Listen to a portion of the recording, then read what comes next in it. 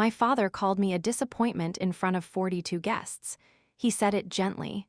That was the worst part. The word slipped into his birthday speech like a polite correction, like something that had always been understood. "She's still finding her way," he said, raising his glass. "Not everyone finishes what they start." A few sympathetic smiles moved through the room.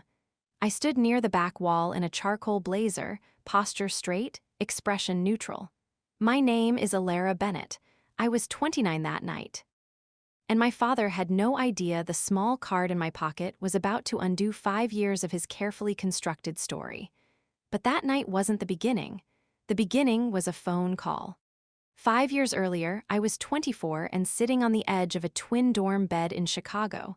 My laptop glowed in the dark. On the screen, projections, growth models, market gap analysis. I had spent 8 months building a prototype for a logistics platform designed for independent grocery stores, small, family-run businesses drowning under outdated inventory systems.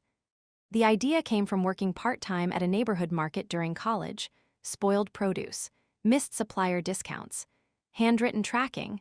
I saw inefficiency everywhere, so I built something better. The software was called HarborFlow, clean interface, subscription-based, affordable for businesses ignored by enterprise platforms. I had 3 store owners ready to sign the moment it launched. I called my father that night. Arthur Bennett, retired corporate attorney, measured, articulate, devastatingly controlled. I told him everything. The prototype, the early traction, my decision to leave school 1 semester early to pursue it full-time. He listened without interrupting. That silence felt hopeful. Then he said, "So you're quitting?" "I'm not quitting," I replied carefully. "I'm pivoting." "You're walking away from a degree for a hobby." "It's not a hobby." "Elara," he said, tone sharpening, "entrepreneurship is what people call unemployment when they want to feel impressive." The line went quiet. He hadn't hung up yet. He wanted the silence to land. "You'll regret this," he added. Then he ended the call. That click was clean, precise, like a judge closing a file. Within weeks, the narrative shifted. My grandmother called me, voice trembling. "Your father said you couldn't handle the pressure at school," she whispered. "He's worried about you." Worried? I was building a company. But in Westport, Connecticut, I was unraveling. He told relatives I dropped out because of emotional instability. He told neighbors I was going through something. He called 2 of my college friends and suggested they give me space. One stopped responding entirely. Control, I learned, doesn't always shout. Sometimes it edits. Year 1 was survival. I moved into a 450-square-foot studio in Wicker Park. Desk made from plywood and cinder blocks. I coded at night, consulted during the day to pay rent, ate oatmeal for dinner more times than I can count. HarborFlow launched quietly. 5 clients. $395 monthly recurring revenue. I stared at that number for 10 minutes, not because it was impressive, because it was real. I was not unraveling. I was building. Thanksgiving that year, I went home. I don't know why. Maybe hope is harder to kill than logic. The house looked the same. White shutters, polished floors, my mother arranging flowers in silence. Dad greeted me near the fireplace. "Well," he said lightly, "how's the experiment?" "It's growing," I replied. He smiled the way lawyers smile before objecting. "In theory or in revenue?" A few relatives chuckled.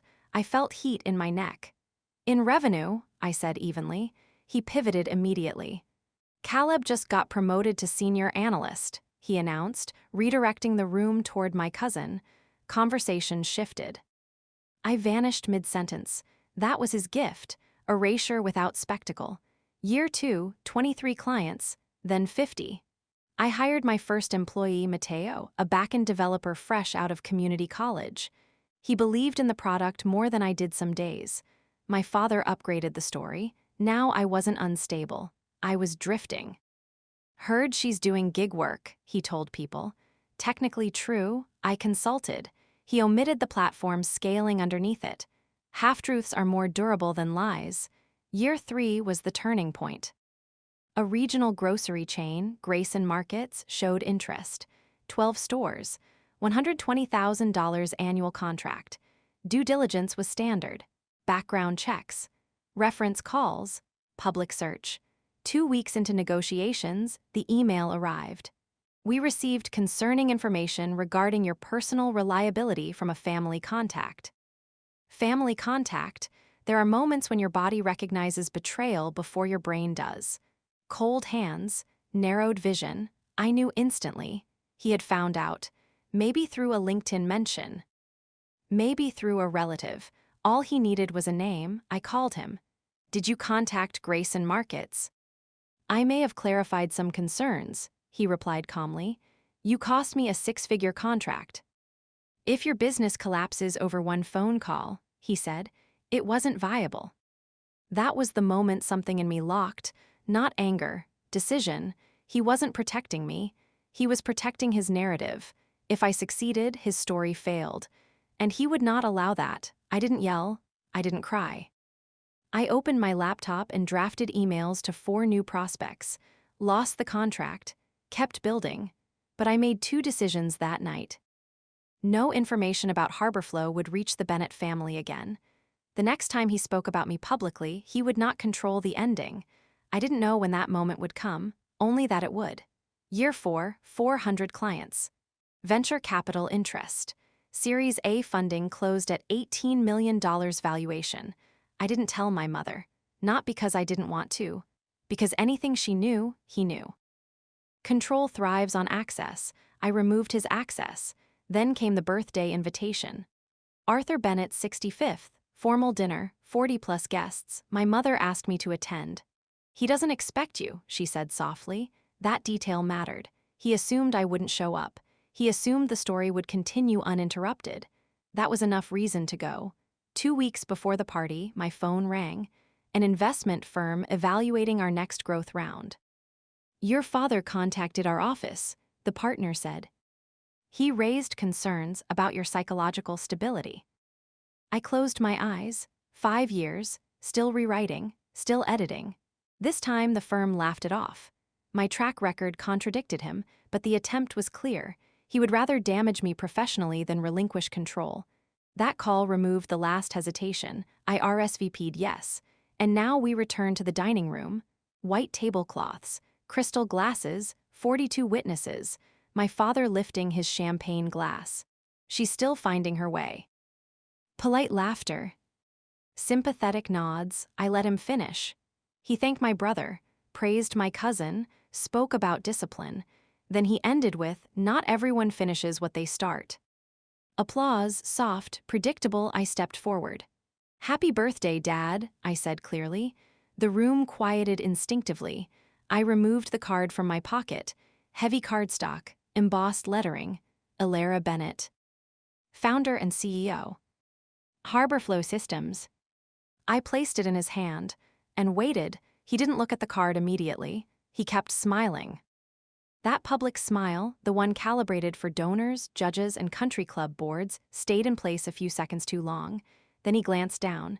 The shift was almost invisible, but I saw it.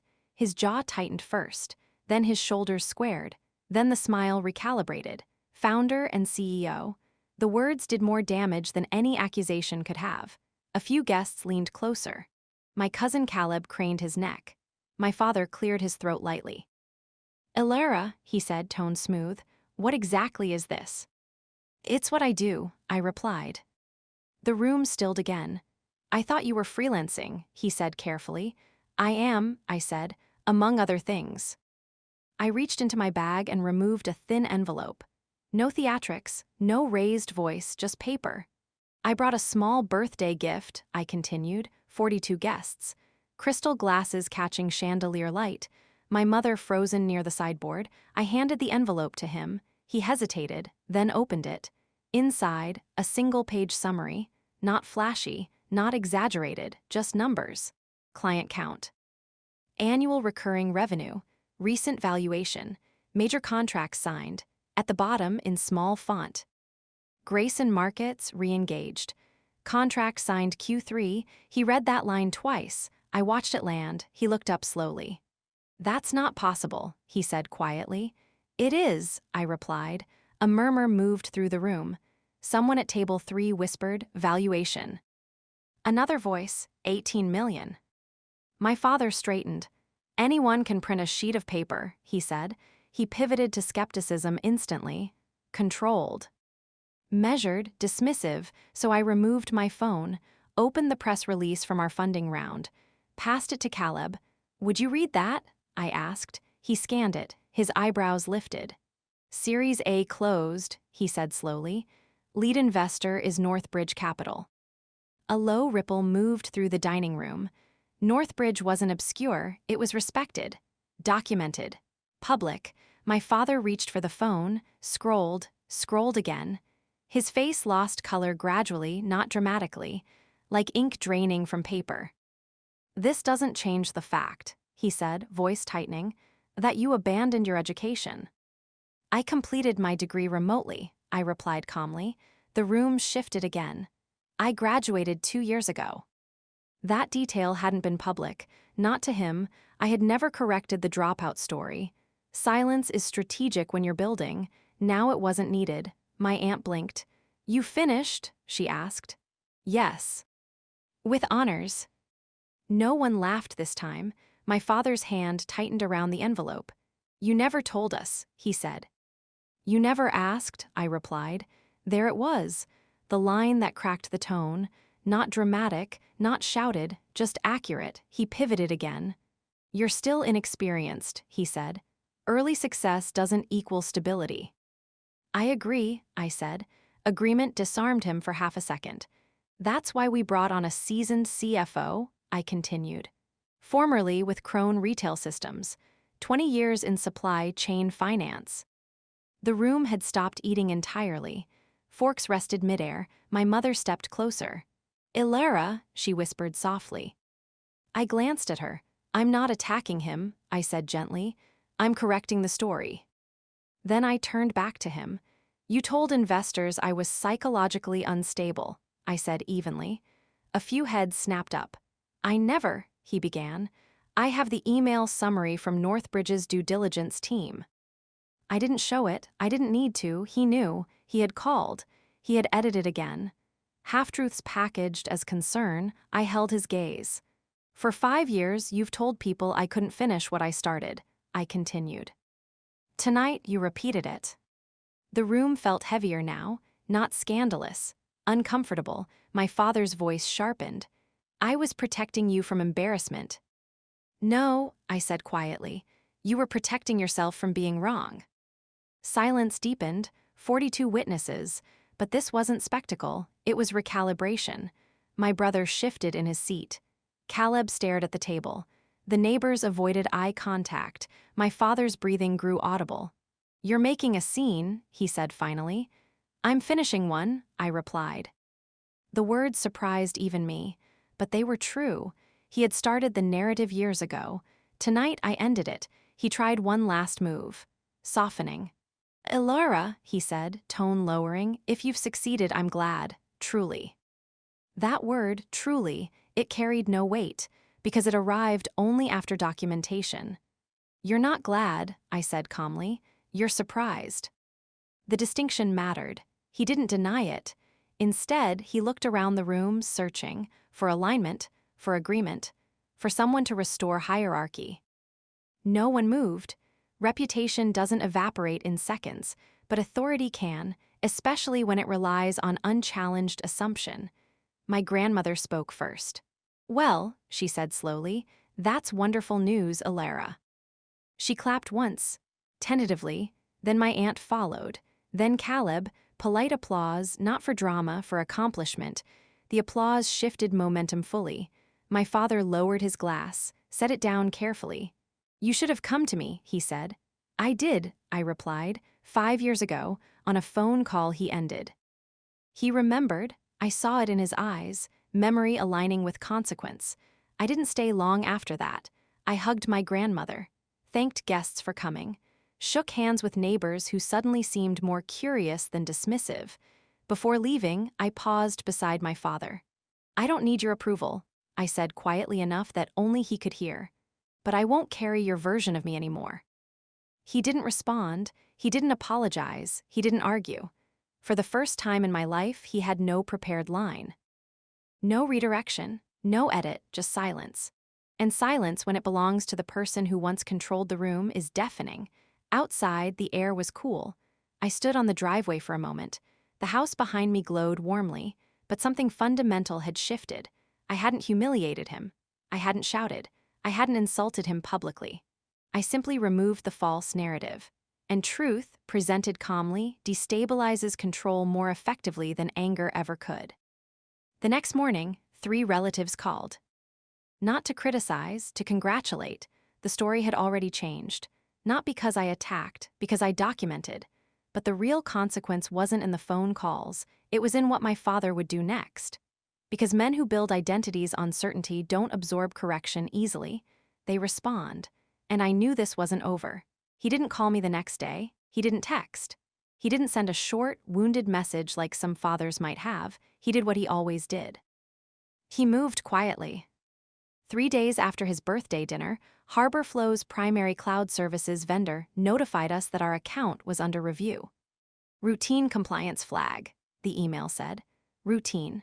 Nothing about the timing felt routine. Within 24 hours, our payment processor requested additional documentation regarding executive authority verification.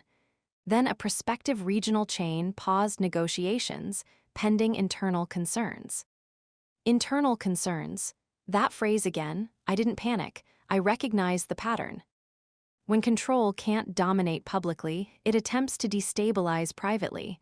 I called Northbridge Capital, straight to the partner who had warned me months earlier. Has anyone reached out to you? I asked. A pause. Yes, he said. Arthur Bennett. Yes. I waited. He expressed concerns about governance and emotional volatility, the partner continued. We reminded him we invest in performance metrics, not parental opinion. I exhaled slowly, and the vendor review. We received an anonymous inquiry, suggesting financial misrepresentation. It didn't hold up. Anonymous, he had escalated, from narrative editing to reputational interference. That shift changed everything, because now it wasn't about pride, it was about obstruction, and obstruction leaves records. I scheduled a board call that afternoon. Mateo, our CFO, Sandra Ruiz, Northbridge rep, no dramatics, just facts.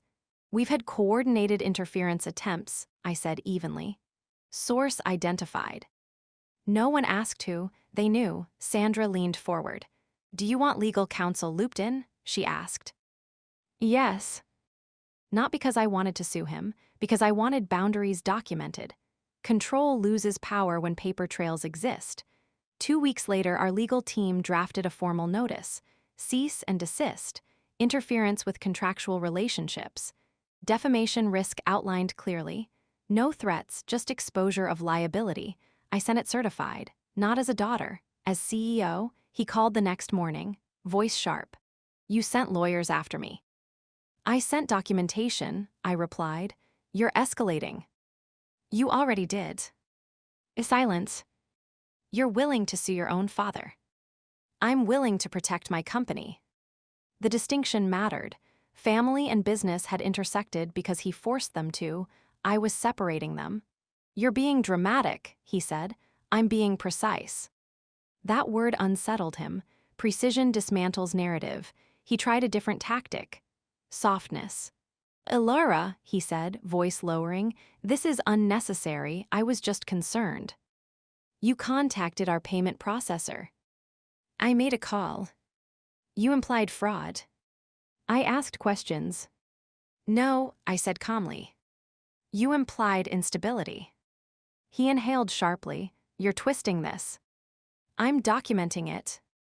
Another pause, then the line that revealed everything. You don't understand what you're risking. I understood perfectly. What am I risking? I asked. Your name, he said. There it was, the core belief that my name belonged to him. That reputation flowed downward from patriarch to child. That independence was rebellion. My name is my own, I replied quietly. He hung up. 3 days later, the interference stopped.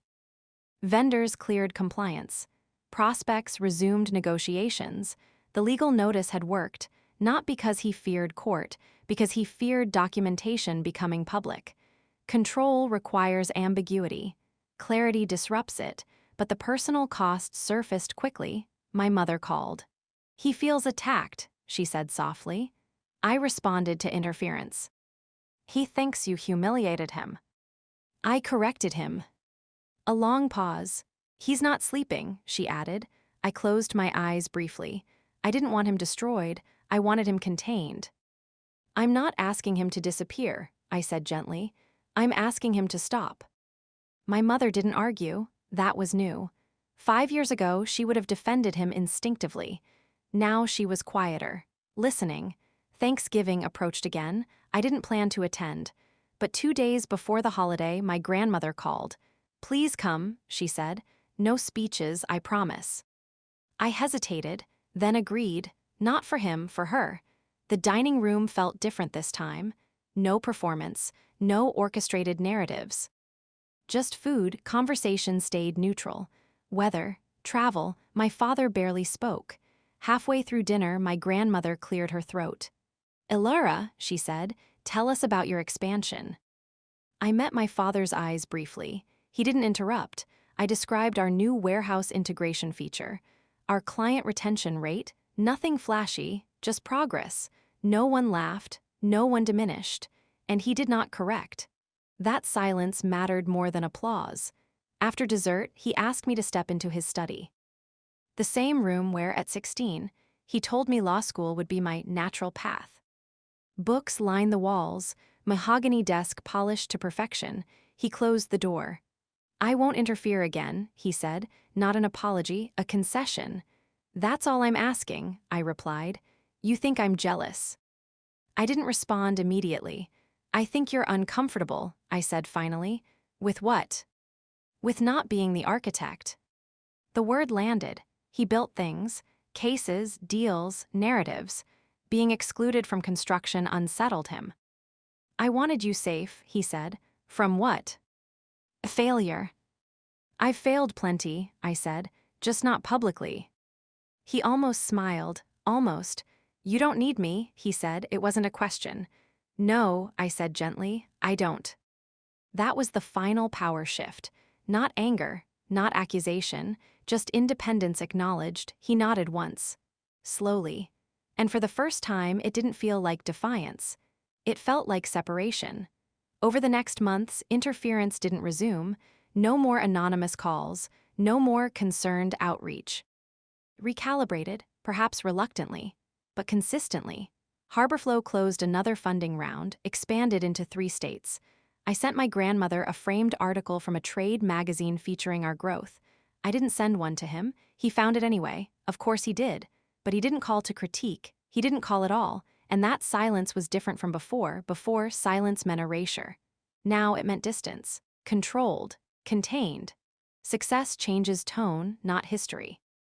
By the time Harborflow expanded into its 4th state, my name appeared in trade publications regularly. Panels, industry roundtables, a feature on small market tech disruptors. The press wrote about resilience. They didn't write about interference. They didn't write about fathers who make anonymous calls. Public narratives stay clean. Private ones carry texture. My father stopped trying to edit mine, but he didn't celebrate it either. When relatives congratulated him on my growth, he responded with something neutral. "She's done well." No ownership, no dismissal, just distance. For him, that was restraint. For me, it was progress. My mother changed more visibly. She began asking questions she had never asked before. How do valuations work? What's churn rate? Do you enjoy leading a team? The last question mattered most. Enjoy? For years, achievement had been framed as obligation. Now someone was asking whether it felt good. Yes, I told her honestly. Most days. She nodded. "I think I forgot to ask that," she said quietly. She meant years ago. I didn't correct her. Some realizations don't need commentary. The real shift came during a charity gala 6 months later. Not my event, not his birthday, just a hospital fundraiser. 40 tables, formal dress. My father and I ended up at the same one. Unplanned, unavoidable. 5 years earlier, that scenario would have meant positioning, correction, subtle jokes disguised as guidance. Instead, he asked about warehouse automation, not my degree. Not my experiment. Warehouse automation. He listened while I explained our API integration, asked one follow-up question, then stopped. No pivot, no undercutting. I recognized effort. That mattered. Halfway through the night, a board member approached him. "Arthur," the man said, "your daughter's company is impressive. Smart play in the grocery sector." My father glanced at me.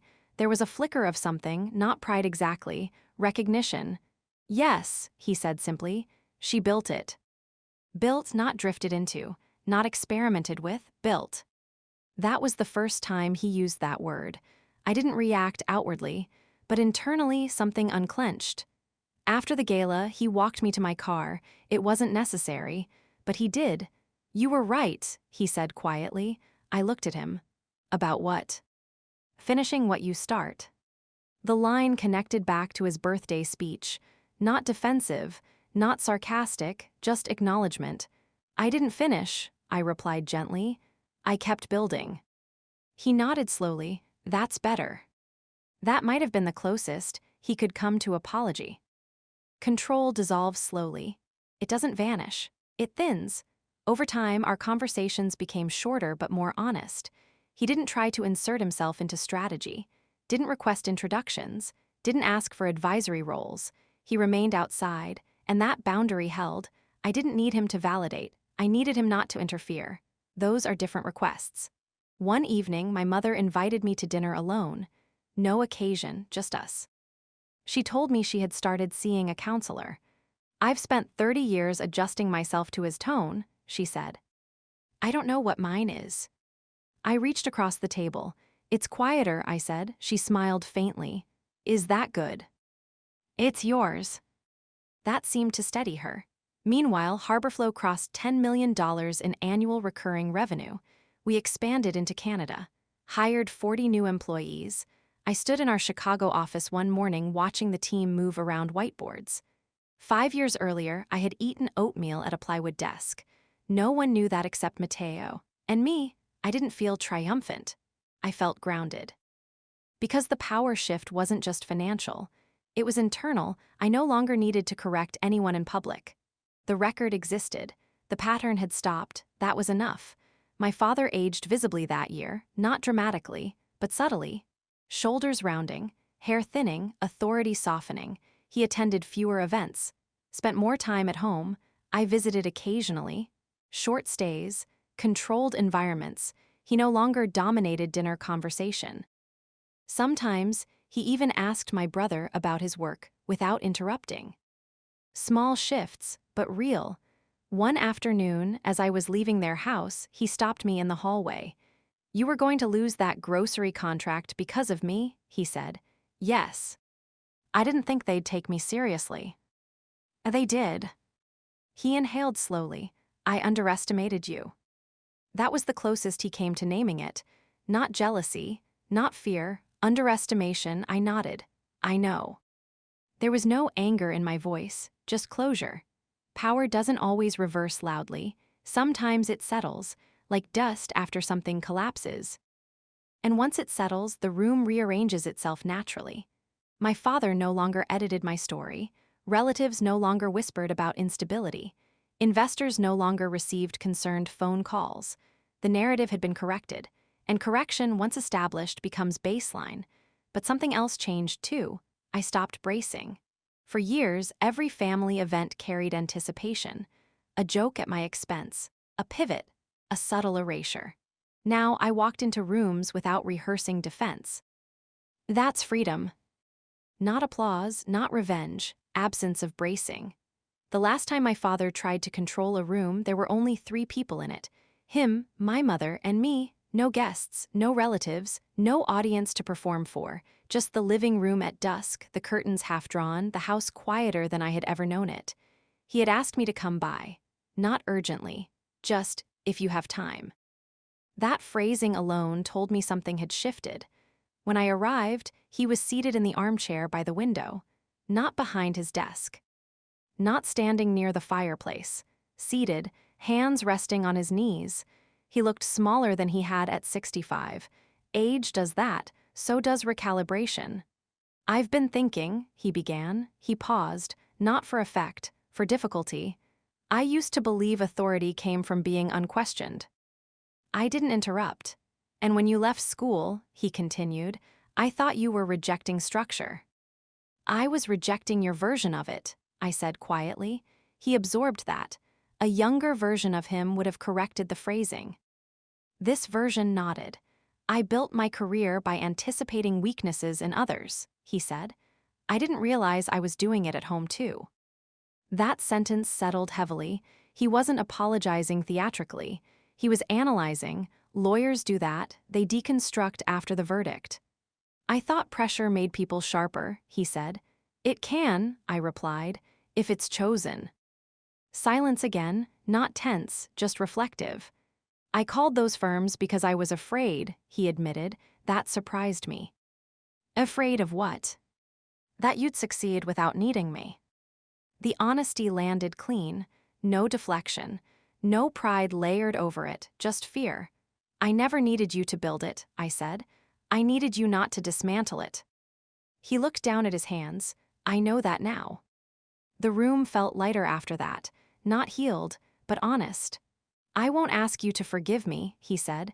"Good," I replied gently, "because forgiveness isn't a negotiation." A faint smile touched his mouth. "You sound like a lawyer." "I sound like someone who learned from one."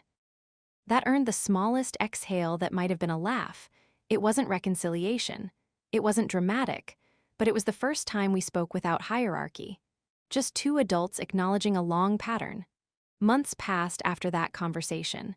No grand gestures followed, no public speeches, no rewriting of the past. He didn't call investors, he didn't correct relatives loudly. He simply stopped narrating. And sometimes, stopping is enough. Harborflow continued to expand. We opened a logistics hub in Denver. Our employee count passed 100. I stepped back from daily coding and focused on long-term strategy. Mateo now led engineering. Sandra handled financial growth cleanly. The company no longer felt fragile. It felt established. I thought about that first plywood desk often. How quiet the room had been. How loud my father's doubt felt back then.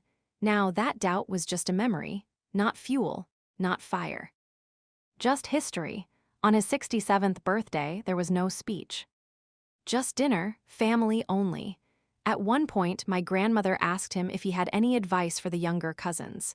He looked around the table, then said, "Let them finish what they start." No smirk, no edge, just that. It wasn't addressed to me directly. It didn't need to be. The line had shifted, and everyone at the table knew it. Later that night, as I was leaving, he handed me something. A small leather folder. Inside was a single page, not a contract, not a correction, just a typed paragraph. "I won't interfere in your work again. I won't speak on your behalf without your consent. I understand your success is yours." Signed, Arthur Bennett. It wasn't legally binding, it wasn't necessary, but it was deliberate. A man who built his life on paper was giving me written restraint. I folded it once, placed it in my bag, not as proof, as closure. Do I feel victorious?